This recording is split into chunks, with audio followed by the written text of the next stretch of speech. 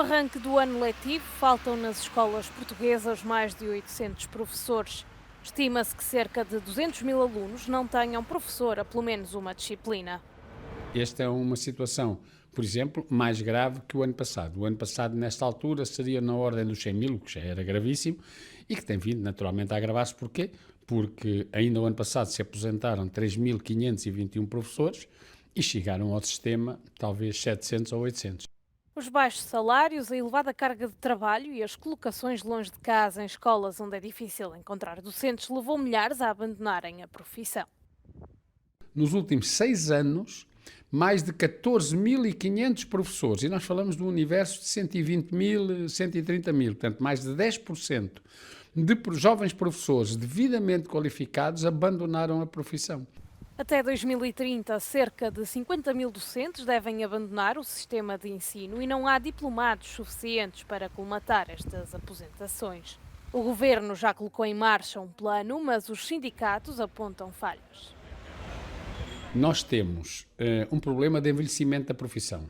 Esse plano aposta muito em conseguir recuperar aposentados e em conseguir manter na profissão pessoas que já têm 60, quase 70 anos e não se aposentarem já, pagando-lhes brutos 750 euros. É claro que ninguém fica por isso, não é? As pessoas anseiam por se aposentar. Para o governo, a solução também passa por uma revisão do Estatuto da Carreira Docente. A primeira reunião com esse objetivo já foi marcada com os sindicatos para 21 de outubro. O secretário de Estado dos Estados Unidos e o secretário dos Negócios Estrangeiros do Reino Unido chegaram a Kiev para conversações com altos funcionários ucranianos, incluindo o presidente Volodymyr Zelensky. A Ucrânia tem estado a pressionar os aliados ocidentais para permitirem o uso de mísseis de longo alcance contra a Rússia e é esperado que intensifique os seus esforços depois dos Estados Unidos terem confirmado que o Irão forneceu mísseis balísticos a Moscou. O Kremlin disse que responderá apropriadamente se os Estados Unidos concordarem em levantar as restrições. Zelensky juntou-se, entretanto, aos líderes da Lituânia, da Croácia, da Letónia e da Chequia para inaugurar um memorial ucraniano para as vítimas do genocídio dos tártaros da Crimeia em 1944.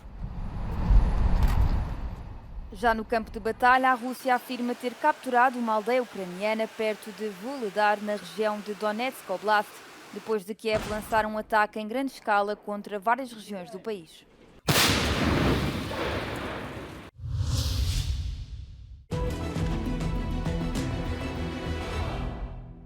In the end of August, Ukraine presented to the US a list of potential targets in Russia that Kyiv aims to hit.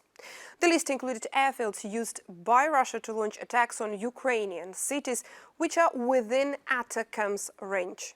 According to the Institute for the Study of War, there are 245 of military and paramilitary objects, and this list does not include the various field camps and new installations that the Russian military has erected near Ukraine to support Russia's war. So it is rather conservative and only identifies a portion of all the military objects in range of ATACMS. The regimental, brigade and division headquarters provided in the list are mainly relevant in how these objects facilitate training and serve as storage areas, since the combat units that are normally permanently based here are forward deployed in Ukraine.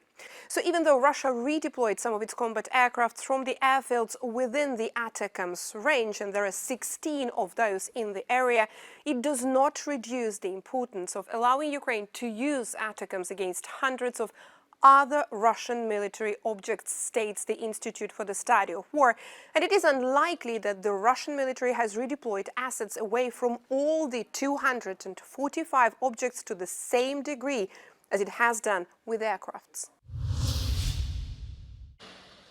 As autoridades policiais de Mitrovica dizem que pelo menos 4 pessoas foram presas numa parte da cidade dividida após a visita do primeiro-ministro Albin Kurti na segunda-feira. O líder do partido Democracia Sérvia, Aleksandar Asernijavic, foi detido pela polícia provocando tensões. O último acontecimento surge no meio do encerramento de 2 dos 4 postos fronteiriços com a Sérvia, depois de manifestantes do lado sérvio terem bloqueado a estrada e impedido a passagem de automobilistas com documentos do Kosovo. Mi sad imamo sporazum. Sporazum mora da se poštuje. sporazum mora da se implementira, ali Beograd ne priznaje sporazum koji je priznao, jer sada su uvidjeli da o velikoj srpskoj ideologiji. No norte do Kosovo, com uma população predominantemente de etnia sérvia, a cidade tem sido há muito tempo um ponto de tensão entre Pristina e Belgrado. As tensões sobre a opção de abrir a ponte sobre o rio Ibar, que divide a cidade, decorrem há semanas. Any decision in this respect must be taken through dialogue and in timely and effective coordination with the international community. Os 2 pontos de passagem encerrados situam-se no norte do Kosovo. Os ativistas sérvios dizem que querem que os agentes da polícia do país sejam retirados da região. Alguns exigiram também que a Força de Manutenção de Paz, liderada pela NATO no Kosovo, assuma o controlo da região no norte do país. As autoridades sérvias afirmaram que responderão às ações do primeiro-ministro Kurti até sexta-feira, mas também que estão dispostas a prosseguir o diálogo em Bruxelas, na esperança de aderir ao bloco da União Europeia. Apesar de um diálogo que dura há 13 anos, as relações entre o Kosovo e a Sérvia continuam tensas.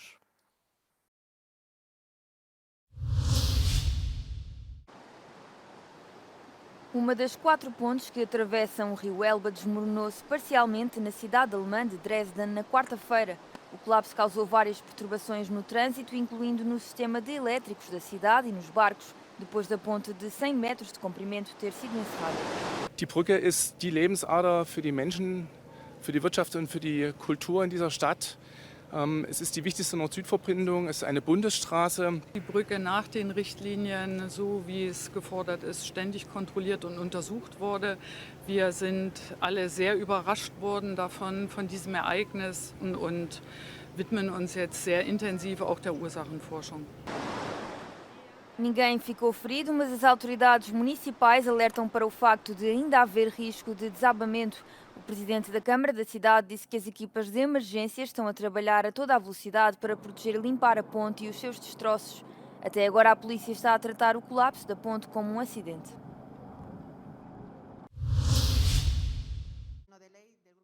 O Congresso dos Deputados de Espanha aprovou esta quarta-feira a proposta não legislativa apresentada pelo Partido Popular para reconhecer Edmundo González Urrutia como presidente eleito da Venezuela. A proposta teve 177 votos a favor, graças à oposição e ao Partido Nacional Basco, que sustenta o governo. No entanto, o executivo de Pedro Sánchez optou por adiar a decisão, em consonância com os seus parceiros europeus. O presidente do governo espanhol deverá reunir-se com González após o regresso da China.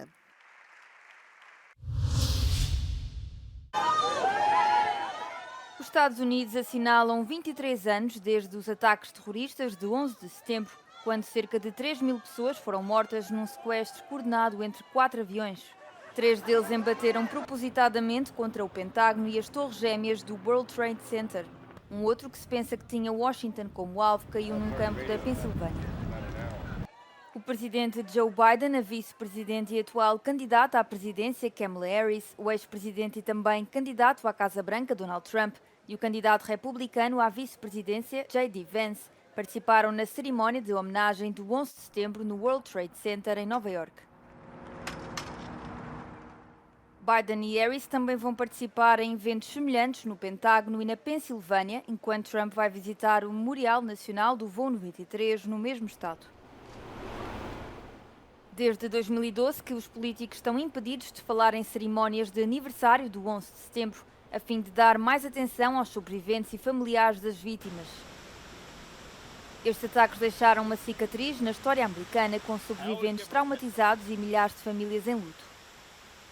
Para além disto, alteraram a política externa e as práticas de segurança interna dos Estados Unidos e mudaram a mentalidade de muitos americanos que antes não se sentiam vulneráveis a ataques de extremistas estrangeiros.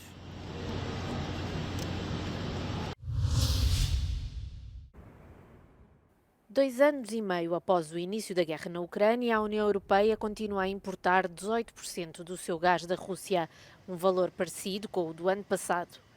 Este é um dos dados apresentados no relatório sobre o Estado da União da Energia 2024, divulgado esta quarta-feira. Uma das formas de o gás chegar à Europa é através da Ucrânia, mas esses contratos terminam no final deste ano. Durante uma conferência de imprensa, a Comissária Europeia da Energia admitiu que não é claro o que vai acontecer depois. There is more and more awareness that some companies are still benefiting from the contracts that were signed before the war and are served only because Gazprom decides to do so. So this is a background. The companies right now do have all the legal means to continue purchasing Russian gas, and they can do so until the sanctions will restrict it. Mas o gás russo quase não foi afetado pelas sanções europeias. As únicas sanções que o atingem são as relacionadas com o gás natural liquefeito, impostas em junho do ano passado. E mesmo nesse caso, só se aplicam ao gás que é reexportado para outros países. No entanto, para este especialista, a situação não é tão perigosa como em 2021. European gas demand is significantly lower over the last couple of years, and we have infrastructure in place to import LNG from around the world. So I don't think the question anymore is, can the EU survive without Russian LNG? It's now more of a political question of evaluating the pros and the cons and deciding from a long list, is this the correct sanction that the EU wants to bring forward against Russia? No relatório, a Comissão também pediu aos Estados-membros que enviassem o mais depressa possível os seus planos energéticos nacionais atualizados, uma vez que as últimas versões ainda não eram suficientes para reduzir as emissões de gases com efeito estufa em pelo menos 55% até 2030.